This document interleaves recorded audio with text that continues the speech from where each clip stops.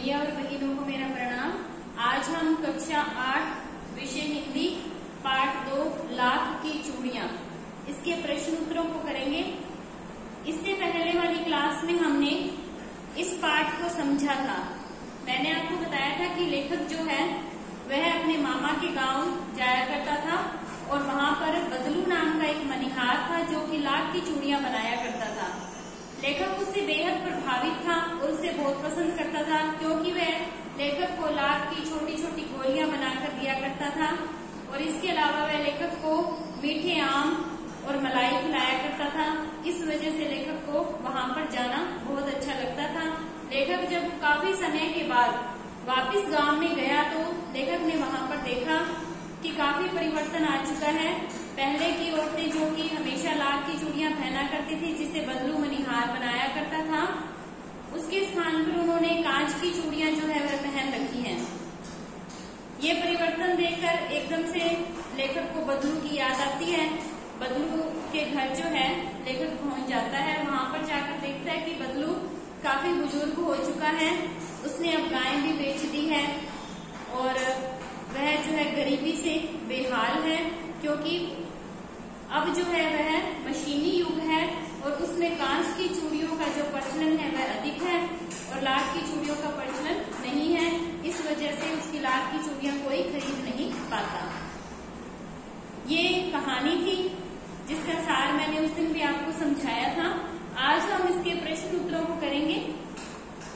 कहानी से में पहला प्रश्न है, बचपन में लेखक अपने मामा के गांव चाव से क्यों जाता था और बदलू को बदलू मामा न कहकर बदलू काका क्यों कहता था।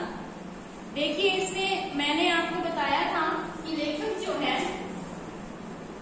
इसमें पूछे कि लेखक जो है वह बचपन में अपने मामा के गांव चाव से क्यों जाता था, क्योंकि जैसा कि आप सभी जानते हैं कि सभी बच्चों को छुट्टियों में जो है वह अपने ननिहाल जाना अच्छा लगता है।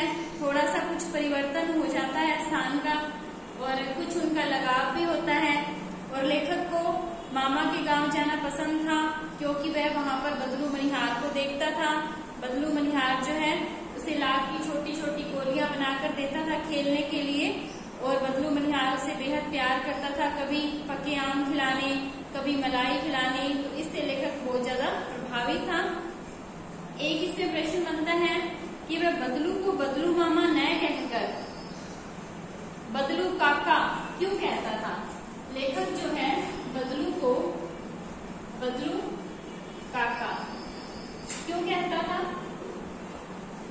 जैसे कि हम अपनी ननिहाल में जाते हैं तो जैसे वह नाना का वहां पर घर है, वह नाना का गांव है, तो रिश्ते के नाते हम सभी को वहां पर जो नाना की उम्र के होते हैं अपने नाना कहेंगे और जो मामा की उम्र के होते हैं हम उन्हें मामा कहेंगे।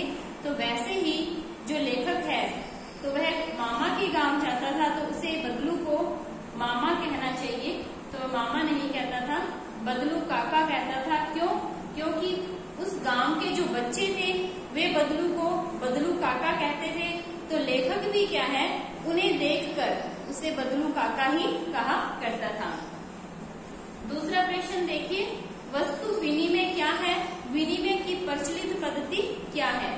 देखिए, वस्तु विनिमय जो होता है, मैंने उस दिन भी आपको जब ये पाठ पढ़ाया था तो मैंने आपको बताया था कि वस्तुओं का लेन देन करना, जैसे कोई चीज खरीदनी है तो उसके बदले में वस्तु को ही देना। जैसे कोई बदलू मनिहार से लाख की चूड़ियां लेता था तो बदले में अनाज दे देता या कुछ और ऐसा कोई वस्तु ही दे देता, तो वस्तु के बदले में वस्तु को ही लेना वस्तु विनिमय है। अब ये पूछ रहे हैं कि विनिमय की प्रचलित पद्धति क्या है। पहले के समय में क्या था कि लोग वस्तु के बदले में वस्तु ले लेते थे। किसी वस्तु को खरीदते, चाहे वह सब्जी है, चाहे वह चूड़ियां हैं, कंगन है या कोई भी चीज है, तो उसके बदले में वे अनाज दे दिया करते थे। अनाज किसी भी रूप में, जैसे सरसों दे देना, गेहूं, ऐसे कुछ भी ऐसे अनाज दे देना, तो ये पहले प्रचलित था। आज के समय में ऐसा नहीं है। आज के समय में जब भी आपको कोई चीज चाहिए आप उसे खरीदेंगे तो आपको बदले में पैसे देने ही पड़ते हैं। ये है वस्तु विनिमय।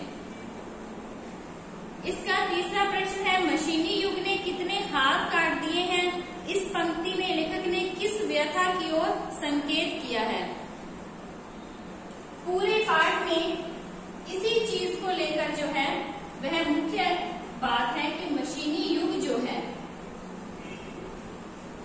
उसने क्या बदलाव किया है, कितने हाथ काट लिए हैं। मतलब मशीन का जब युग आया तब क्या है, एक मशीन ही इतने कार्य कर लेती है कि सैकड़ों लोगों की जरूरत ही नहीं पड़ती। मतलब अगर मशीन इतना काम करेगी तो वो जो लोग मशीन की जगह जो लोग काम करते थे तो वे क्या है, वे बेरोजगार हो जाएंगे। जब वे बेरोजगार हो जाएंगे तो इससे क्या है, भुखमरी फैलती है, उनका काम धंधा बंद हो जाता है। तो मशीनी युग क्या है, जो मजदूर लोग हैं उनके जो हाथ है वह पूरे तरीके से काट देता है, क्योंकि मशीन ही कार्य कर सकती है। तो जो उद्योग धंधे वाले होते हैं उन्हें मजदूरों की आवश्यकता ही नहीं पड़ती। इसका परिणाम यह होता है कि काम तो तीव्रता से हो जाता है, लेकिन बेरोजगारी जो है वह बहुत अधिक फैल जाती है। अब कह रहे कि इस पंक्ति में लेखक ने किस व्यथा की ओर संकेत किया। वैसे अगर इस पाठ की तरफ से हम देखा जाए तो जो बदलू है उसकी व्यथा इसमें बहुत अधिक है कि बदलू का जो काम है वह मशीन के कारण से ही रुक गया था। तो ये व्यथा है, इसलिए लेखक ने गंभीरता से इस विषय के बारे में सोचा है।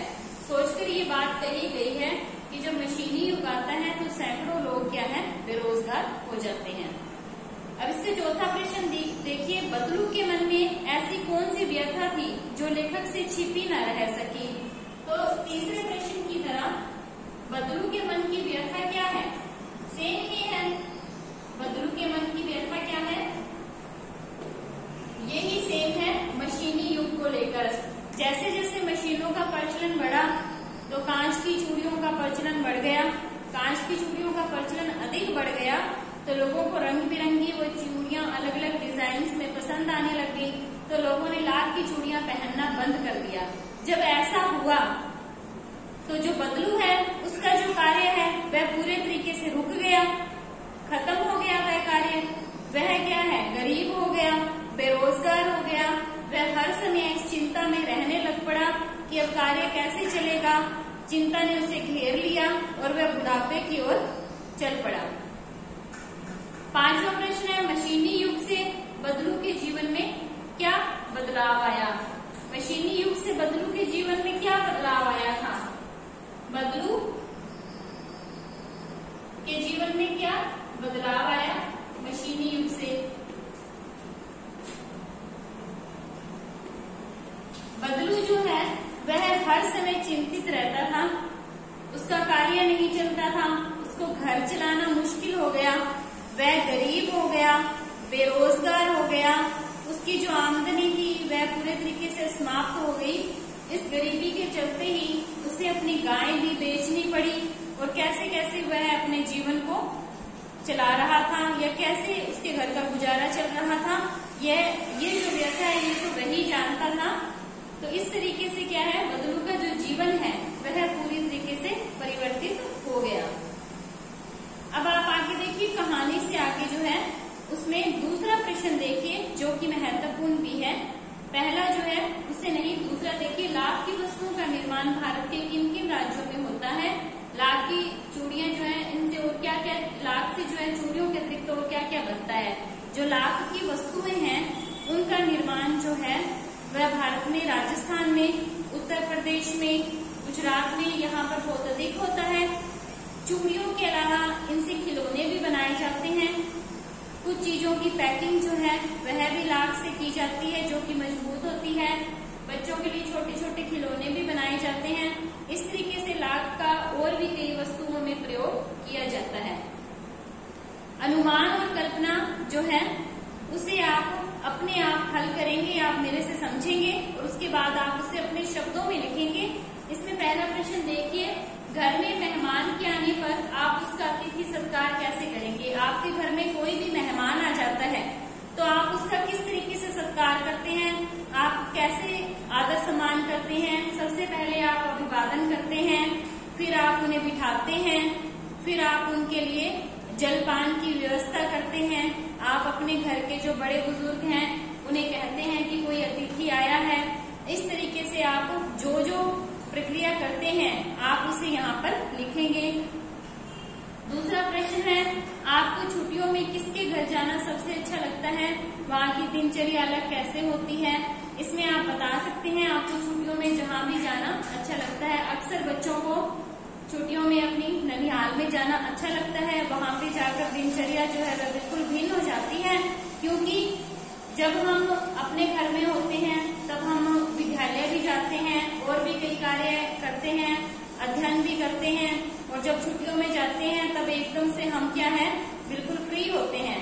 इसलिए हमारी दिनचर्या जो है वह बिल्कुल ही भिन्न हो जाती है।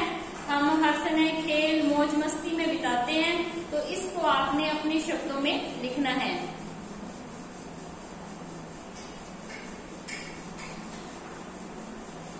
फिर तीसरा प्रश्न है, मशीनी युग में अनेक परिवर्तन आए दिन होते रहते हैं। आप अपने आसपास में इस प्रकार के किसी परिवर्तन का उदाहरण चुनिए। देखिए, मशीनी युग के कारण बहुत से परिवर्तन जो है वे आप देखते ही हैं कि आए दिन होते हैं। इसमें आप सबसे बड़ा जो उदाहरण है जिसे आप नजदीक से देखते हैं वो ये है कि एक किसान जो है उसके लिए मशीनी युग जो है वो काफी बदलाव लाया है।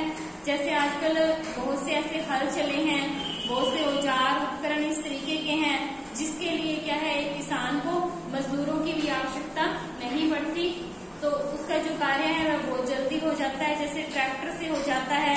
तो ये सारी सुविधाएं जो है किसान को प्राप्त है।